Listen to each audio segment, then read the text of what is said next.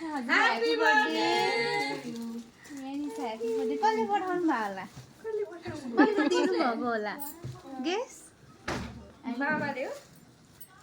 अरू कसले होला है अरू कसले होला कसले होला खै गेस गर्नु त ठुल मम्मी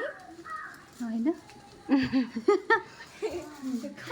तिम्रो हार्ट भित्र नजिकको छ सबभन्दा मुटु भित्र नजिकको होला ह्यापी बर्थडे